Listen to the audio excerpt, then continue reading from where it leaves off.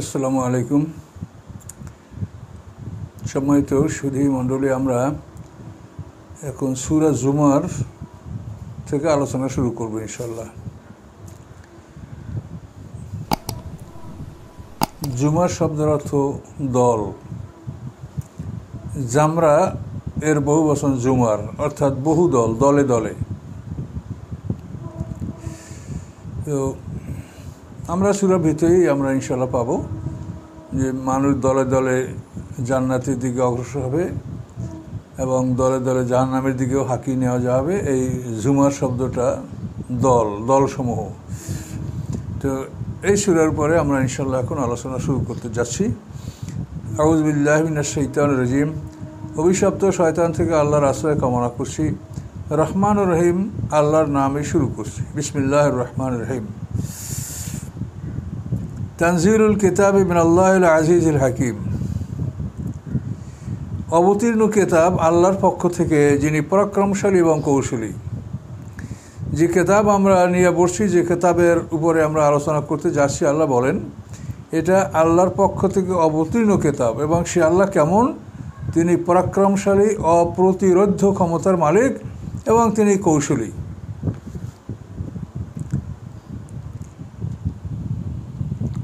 ইন্না আনজালনা ইলাইকাল কিতাবা বিল হক।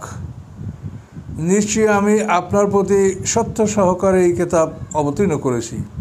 অর্থাৎ এই কিতাবের মধ্যে অসত্যর বলতে কিছু নেই, অসত্য নাই, সন্দেহ নাই। এই কিতাবে যা কিছু আছে, হালাল হারাম, আদেশ নিষেধ, সবই সত্য। অতএব ফারবুদিল্লাহ মুখলাসাল্লাহুদ্দিন, আপনি আল্লাহর ইবাদত করুন মুখলাসাল্লাহুদ্দিন, আনুগত্য সহকারে, একনিষ্ঠভাবে আনুগত্য সহকারে আপনি আল্লাহর ইবাদত করুন। এইখানে দিন শব্দ তো আনুগত্য। তো একনিষ্ঠভাবে আনুগত্য সহকারে আপনি আল্লাহর ইবাদত করুন। এটা আল্লাহ তার রাসূলকে আদেশ দিয়েছেন এবং এই আদেশটা পক্ষান্তরে আমাদেরকে আল্লাহ দিয়েছেন এবং ঘোষণা করেছেন, আল্লাহ তোমরা সতর্ক হও। লিল্লাহ দীনুল খালেস, খাঁটি আনুগত্য একমাত্র আল্লাহর প্রাপ্য। বিশুদ্ধ আনুগত্য, খাঁটি আনুগত্য, এটা একমাত্র আল্লাহরই প্রাপ্য, আল্লাহই পাবেন। আল্লাহ ছাড়া কেউ এই বিশুদ্ধ আনুগত্য লাভ করার অধিকার কারো নাই। একমাত্র আল্লাহ, তিনি আমাদের আনুগত্য লাভ করবেন, আমরা তার গোলাম হব, তার অনুগত হব, তার আদেশ মেনে চলব। তো বিশুদ্ধ আনুগত্যের মালিক, অধিকারী একমাত্র আল্লাহ। আল্লাযীনা ইত্তাখাযু মিন দুনিহি আউলিয়া, এখন বলছেন যারা আল্লাহকে বাদ দিয়া অন্য অভিভাবক নির্বাচন করে, মা না'বুদুহুম, এবং তারা বলে মা না'বুদুহুম ইল্লা লিয়ুকাররিবুনা ইলাল্লাহি যুলফা, আমরা তাদেরকে আর কোনো কারণে ইবাদত করি না, বরং এজন্যই তাদের ইবাদত করছি যে তারা আমাদেরকে আল্লাহর নৈকট্যে পৌঁছিয়ে দিবে, আল্লাহর নিকটে আমাদেরকে পৌঁছিয়ে দিবে। এরা আমাদের জন্য সুপারিশ করবে, আল্লাহর কাছাকাছি আমাদেরকে নিয়ে যাবে। এরা যে এক আল্লাহ তা না, আল্লাহ তো আল্লাহই, কিন্তু আমরা এদের ইবাদত করছি যে এদের কারণেই আল্লাহ তাআলা আমাদের উপরে দয়া করবে, রহমত করবে, এরা আমাদের পক্ষে সুপারিশ করবে, আমাদেরকে আল্লাহর নিকটে পৌঁছিয়ে দেবে, নৈকট্য লাভে সহযোগিতা করবে। এই জন্য আমরা ইবাদত করছি। অনেকে বলে, আমার সাথে এভাবে অনেকে আলাপ করছে যে কোনো দরবারে কোনো বড় রাজা মন্ত্রীর কাছে কি সরাসরি যাওয়া যায়? যেতে হলে তো সেখানে তার যারা নিম্ন আছে তাদের সাথে যোগ সাজস করে তারপর যেতে হয়। কাজে সরাসরি আল্লাহর কাছে আমরা কেমন করে যাব? কাজে আমাদের এই পীর এরা আমাদেরকে আল্লাহর কাছে পৌঁছতে সহযোগিতা করে। আল্লাহ যে কথা বলছেন ঠিক এই কথাই, ঠিক এই ধরনের আচরণই কিন্তু সমাজে এক শ্রেণীর লোক, তারা নামাজ পড়ে তারপরও তারা এই ভুলের মধ্যে রয়েছে। কাজে আল্লাহ তাআলা তাদেরকে হেদায়েত দান করুন। আমরা দোয়া করি যে এগুলি কিন্তু শিরকের মধ্যে চলে যাচ্ছে, যে আমরা তাদের ইবাদত করছি বা তাদের অনুকরণ করে চলছি এজন্য যে তারা আমাদেরকে আল্লাহর নৈকট্যে পৌঁছিয়ে দিবে। এই মক্কার মুশরিকদের এই একই কথা ছিল যেটা আল্লাহ তাআলা এখানে বলছেন, যে আমরা আর কোনো কারণে আল্লাহ ছাড়া অন্যদের লাত, উজ্জা, মানাত, ওল, হবল এদের আর কোনো কারণে আমরা ইবাদত করি না, বরং এরা আমাদেরকে আল্লাহর কাছে পৌঁছিয়ে দিবে। ঈসা আলাইহিস সালাম, উযাইর আলাইহিস সালাম, এদের ব্যাপারেও তাদের একই কথা। ইন্নাল্লাহ ইয়াহকুমু বাইনহুম, নিশ্চয়ই আল্লাহ তাআলা তাদের মধ্যে ফয়সালা করবেন, ফীমা হুম ফীহি ইয়াখতালিফুন, যে বিষয় নিয়ে তারা মতভেদ করছে। তারা যে মতভেদগুলি করছে এর ফয়সালা আল্লাহর কাছে তারা পাবে, যে তারা সম্পূর্ণ ভুল, অযৌক্তিকভাবে তারা যুক্তিতর্ক স্থাপন করে পয়গম্বরের সাথে তারা মোকাবেলা করতে যাচ্ছে, এর ফয়সালা আল্লাহ তাআলা হাশরের ময়দানে করবেন। ইন্নাল্লাহ লা ইয়াহদি মান হুয়া কাযিবুন কাফার, নিশ্চয়ই আল্লাহ তাআলা পথ দেখান না সকল মিথ্যাবাদীকে এবং সকল অবিশ্বাসীকে। যারা মিথ্যাবাদী অবিশ্বাসী তাদেরকে আল্লাহ তাআলা পথ দেখান না, আল্লাহ তাদের উপর অসন্তুষ্ট।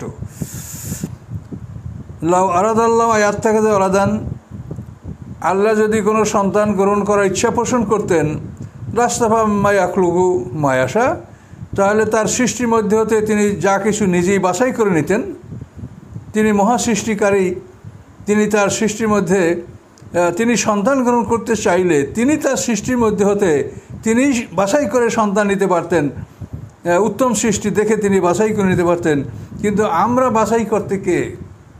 আমাদের এই অধিকার কে দিয়েছে যে তুমি আল্লাহর জন্য সন্তান নির্বাচন করো, তোমার কথা অনুযায়ী আল্লাহ তাকে সন্তান হিসেবে গণ্য করবে?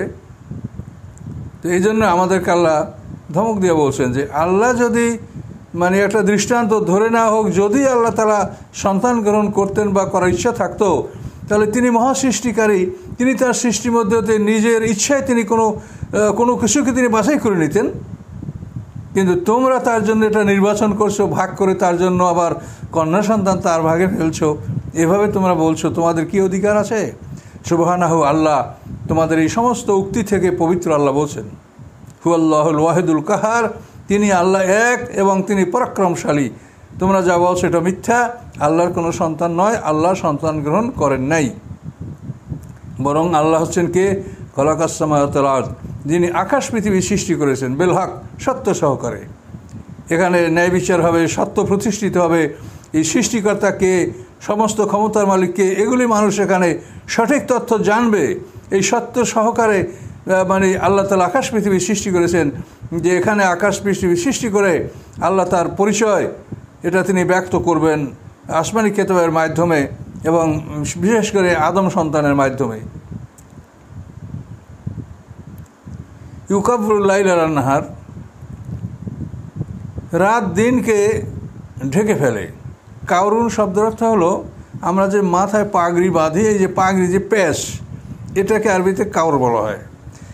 তো এখানে অর্থ হলো যে এরা তো ঘুরে ঘুরে চলে, এই জন্য কাউর শব্দটা ব্যবহার করেছেন আল্লাহ। এই শব্দটা খুবই তাৎপর্যপূর্ণ, যে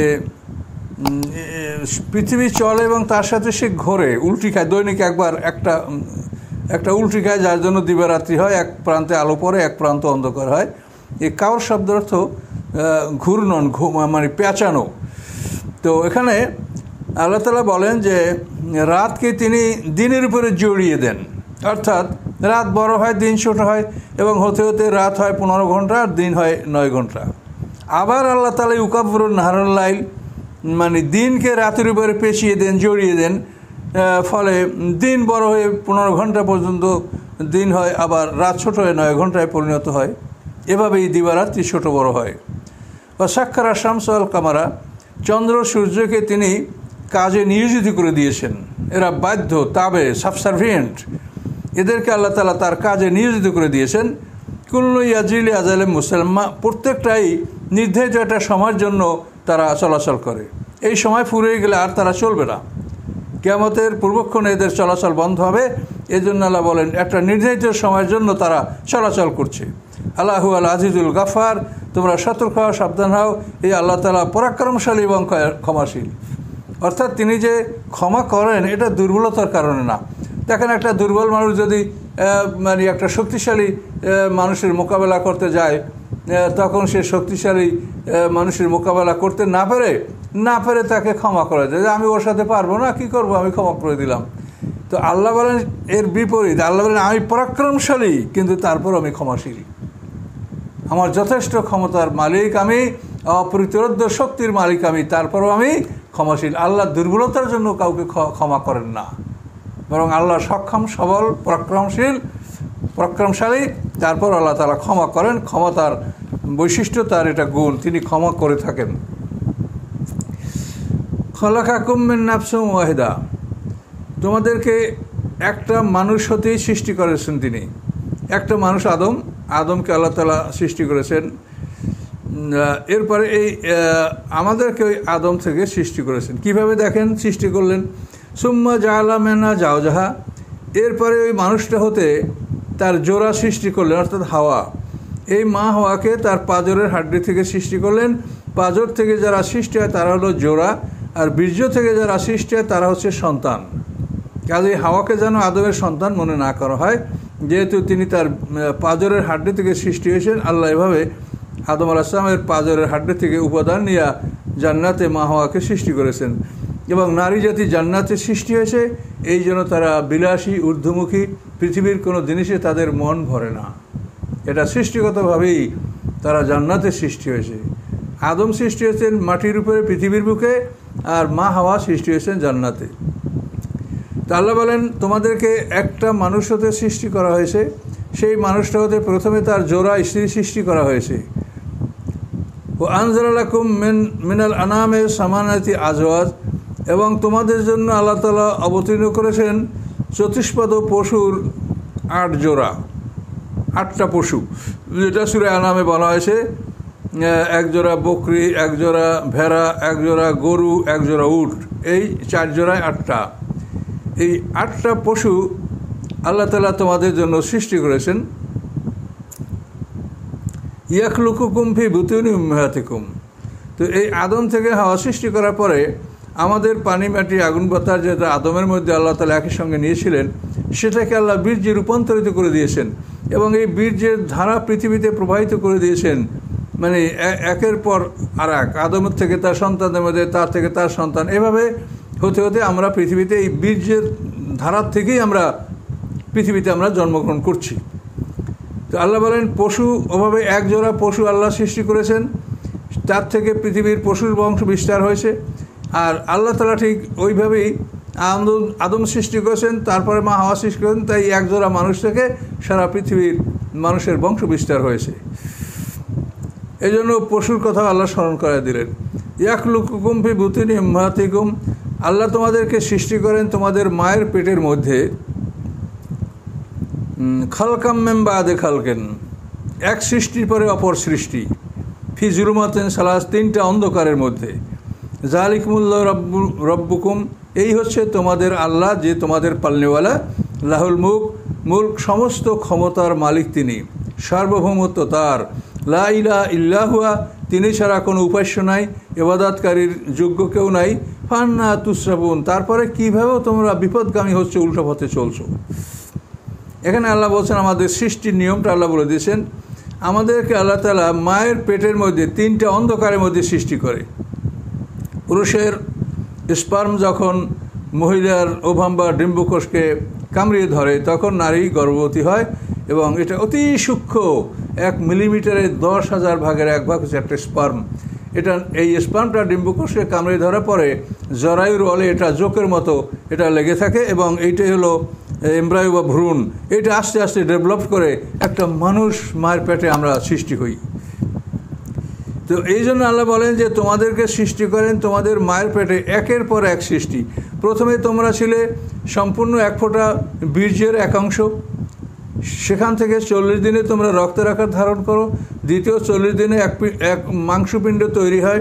তৃতীয় 40 দিনে একটা স্ট্রাকচার, মানে বিল্ডিংয়ের যেরকম প্রথমে স্ট্রাকচার করে তারপর তাকে গাঁথুনি দিয়ে ঢাকা হয়, ওইভাবে মানুষের 340-120 দিনান্তে তার স্ট্রাকচার সৃষ্টি হয়, কাঠামো, হাড়ের কাঠামোটা তৈরি হয় পেটের মধ্যে।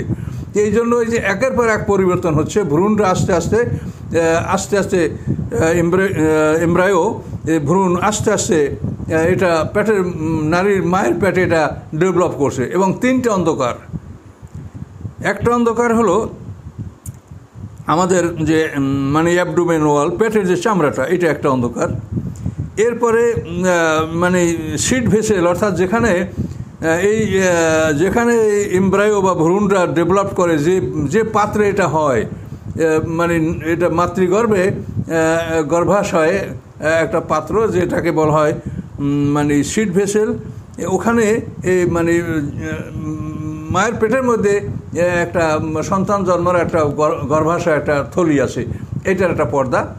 এরপরে ভ্রূণ, যেটা ভ্রূণটা ওর মধ্যে আস্তে আস্তে ডেভেলপ করে এবং ভ্রূণের চারপাশ ঘিরে একটা পাতলা পর্দা থাকে, এটাকে গর্ভফুল বলা হয়। তো এভাবে অ্যাবডোমেন ওয়াল, তারপরে গর্ভাশয় মানে গর্ভধারণ করার থলে, তারপর ওই ভ্রূণ এর নিজেই তার চতুর্দিকে আল্লাহর কুদরতে একটা হালকা একটা আবরণ সৃষ্টি করে, এর মধ্যেই এই ভ্রূণটা আস্তে আস্তে ডেভেলপ করে, একের পর এক ধীরে ধীরে বাড়ে। যতই ভ্রূণটা আস্তে আস্তে বাড়তে থাকে ততই ধীরে ধীরে মায়ের কষ্ট বাড়তে থাকে। পেটের মধ্যে সন্তানটা যতই বাড়ে ততই মায়ের কষ্ট বাড়তে থাকে। মায়ের মানে পেটে ওজন বাড়ে, কষ্ট বাড়ে। ওই সন্তান মায়ের পেটে মানে জীবন পাওয়ার পরে সে নড়াচড়া করে, লাথি মারে, মানে বিভিন্ন কিছু সে করে।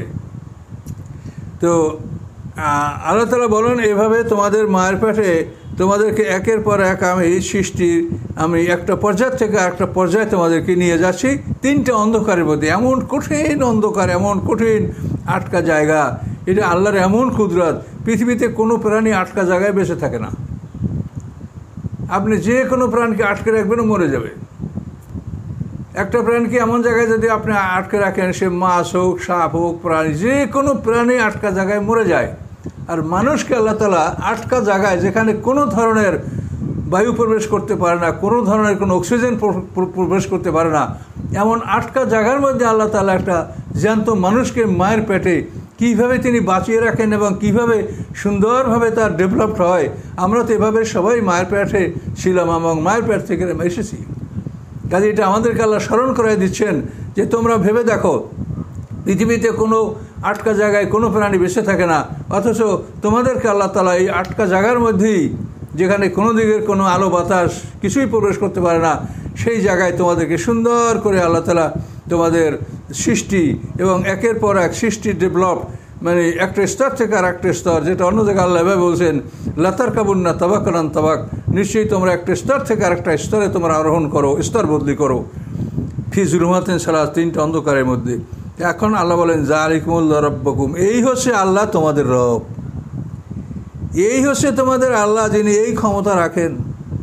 আমরা আটকা জায়গায় কোনো প্রাণী বাঁচিয়ে রাখতে পারি না, আর তিনি একটা একটা করে তিনটা কভারের মধ্যে আমাদেরকে আটকিয়ে রেখে সেখানে আমাদেরকে তিনি আমাদের বড় করছেন এবং আমরা পূর্ণাঙ্গ একটা মানুষ হয়ে পৃথিবীতে চলে আসতেছি, মাতৃগর্ভ থেকে বেরিয়ে আসতেছি। এ হচ্ছে তোমাদের আল্লাহ, তোমাদের রব, সকল ক্ষমতার মালিক তিনি, সার্বভৌমত্ব তার, তিনি ছাড়া কোনো উপাস্য নাই। কিভাবে তোমরা বিপদগামী হচ্ছ? এই ক্ষমতা আল্লাহ ছাড়া পৃথিবীর আর কারো আছে? এন তাকফুরু, যদি তোমরা অস্বীকার করো, করতে পারো। জেনে রাখো, ফাইনাল্লাহ গানিয়ুন আনকুম, নিশ্চয়ই আল্লাহ তাআলা তোমাদের মুখাপেক্ষী, আল্লাহ তোমাদের মুখাপেক্ষী নন।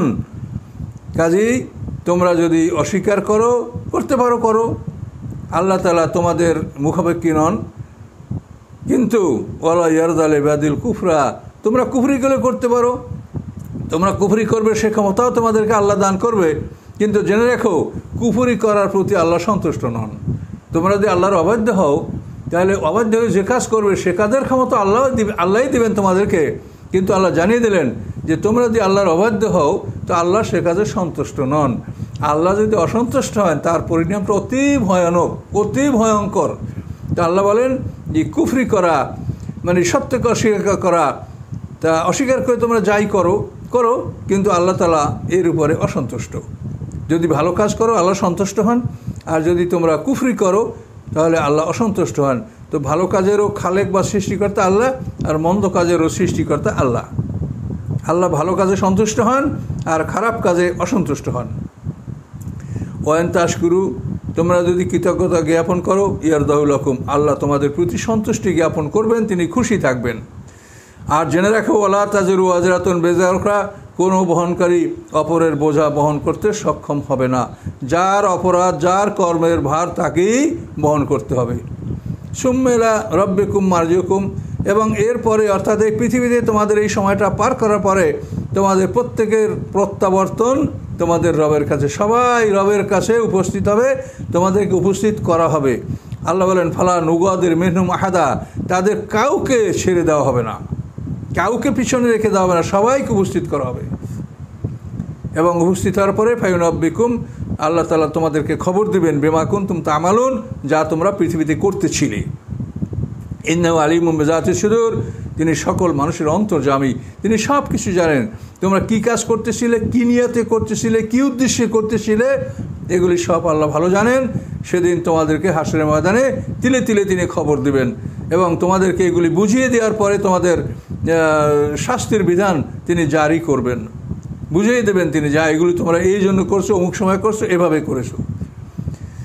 ওয়াইযা মাসাল ইনসানাদ দুররু, আল্লাহ বলেন যখন মানুষের কোনো বিপদ আপদ কষ্ট আসে, দুররু মানে সাধারণত শারীরিক বিপদ আপদ, শারীরিক অসুস্থতা, কষ্ট, তো আল্লাহ বলেন দা রব্বাহু, তখন সে তার রবকে ডাকে, মুনিবান ইলাইহি, একনিষ্ঠভাবে, খাঁটিভাবে একনিষ্ঠভাবে সে আল্লাহকে ডাকে। সুম্মেজা খাবারও নেয়ামাতান, এরপরে আল্লাহ যখন তাকে নেয়ামত দান করেন, তার বিপদ দূর করেন, তো নাসিয়া মাখান ইয়াদু এলাই, তখন সে যে আল্লাহকে ডাকতেছিল এ কথা আর মনে থাকে না, তখন আল্লাহর কথা আর স্মরণে থাকে না। তাহলে ইতিপূর্বে সে যে বিপদে পড়ে আল্লাহকে একনিষ্ঠভাবে ডাকছিল এ কথা তার মনে থাকে না, তখন কি করে, যার আলী আন্দাদা, তখন আল্লাহর সাথে তারা শরিক করে।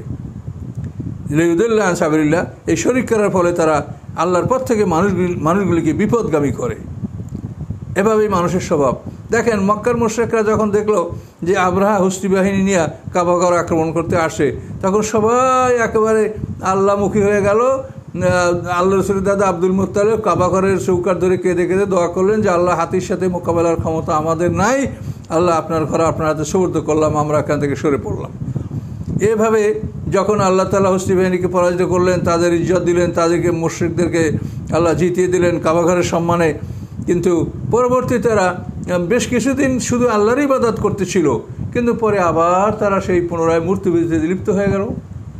এইটাই বিপদ থেকে আল্লাহ দূর, বিপদে পড়লে তখন মানুষ একনিষ্ঠভাবে আল্লাহকে ডাকে, বিপদ দূর হয়ে গেলে আবার মানুষ সেই আবার পাপ, কুফরি, শিরক এর মধ্যে তারা লিপ্ত হয়ে যায়। এটাই মানুষের স্বভাব। এই জন্য আল্লাহ বলেন কুল, আপনি বলেন তামাত্তাবে কুফরি কালিলা, তোমার অবিশ্বাস, তোমার কুফরি নিয়ে তুমি সামান্য সময় ভোগ বিলাস করো, ইন্নাকুম মিন আসহাবিন নার, নিশ্চয়ই তুমি আগুনের অধিবাসী, তুমি আগুনেই বসবাস তোমাকে করতে হবে।